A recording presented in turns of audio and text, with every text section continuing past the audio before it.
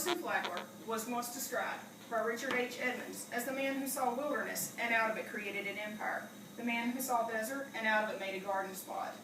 Flagler is better known as the man who developed Florida to the vacation land that it is today, and here you thought it was Walt Disney. After thoroughly researching, I discovered that this man had a huge impact on our great state. Flagler was the co-founder of Standard Oil, a hotel and railroad tycoon, constructed the Florida Overseas Railroad, and jump-started tourism in the state of Florida. He was born on January 2nd, 1830, in Hopewell, New York, and at the age of 14, quit school to begin his roadmap to fortune.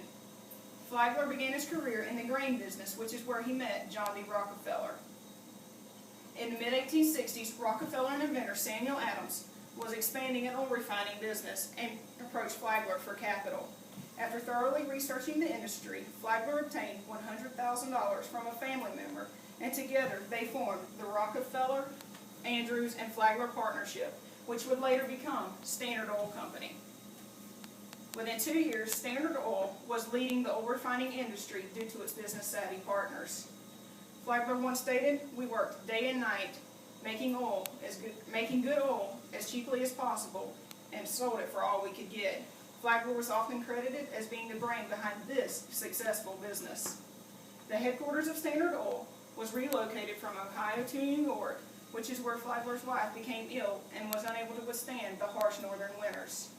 On doctor's orders, they traveled south, choosing Florida due to its warmer climate, and therefore settled in Jacksonville because it was the only city accessible in the state during this time. After her death, Flagler returned to Florida with his second wife, but was not impressed with the hotel and transportation facilities. It was on this trip that a seed was planted in Flagler's mind as to what the swampy St. Augustine and Florida land could become. In 1885, Flagler gave up his day-to-day responsibilities with Standard Oil Company and began construction of the Ponce de Leon Hotel. This hotel had huge success when its doors opened in 1888. Therefore, the Alcazar Hotel was later built as an overflow in the St. Augustine area. When Flagler realized the need for optimal transportation to his current and future hotels, he invested in several railroad systems, which would later become the Florida East Coast Railway. Flagler moved farther south, purchasing the Hotel Ormond in the Daytona area. He would move even farther south, founding the Palm Beach area, which is where he erected several more resorts to attract the wealthy Northerners. He had full intentions of West Palm Beach being the end of his railway system. However, this changed when Flagler learned that the citrus crops in the unincorporated area of Miami had not been affected by the winter freezes. Therefore, seizing the opportunity for development, he expanded the railway to the area we know as Miami. Flagler there built streets, water and power systems, and another hotel. Being as Flagler was never satisfied, he began planning the Florida Overseas Railroad system. This system would connect Miami to Key West, allowing for increased trade. It served to take tourists and freight to and from the Florida Keys. The railway expanded over 100 miles of open water and marshland and provided over 4,000 men with jobs. Construction was stalled several times and hundreds of men died due to the hurricanes. The railway was completed and Flagler arrived by train to Key West in January of 1912. Never earning the expected money, this is known as Flagler's least successful endeavor.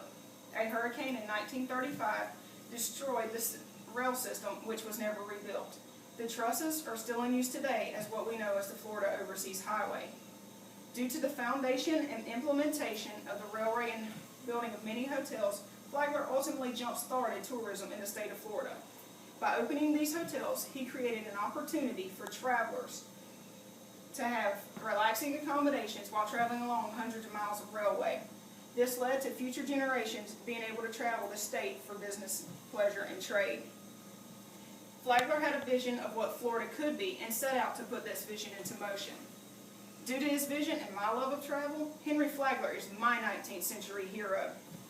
He opened many windows that allow us to travel across this great state, which would have otherwise been uninhabited marshland.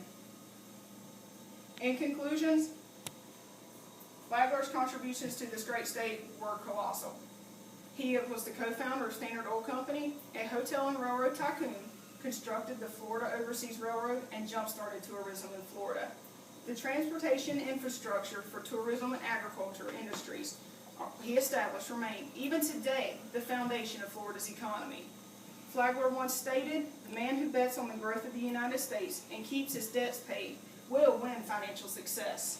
At his death in 1913, Flagler's net worth was $60 million, which is equal to $1.4 billion in today's economy, thus proving he did win financial success. Thank you.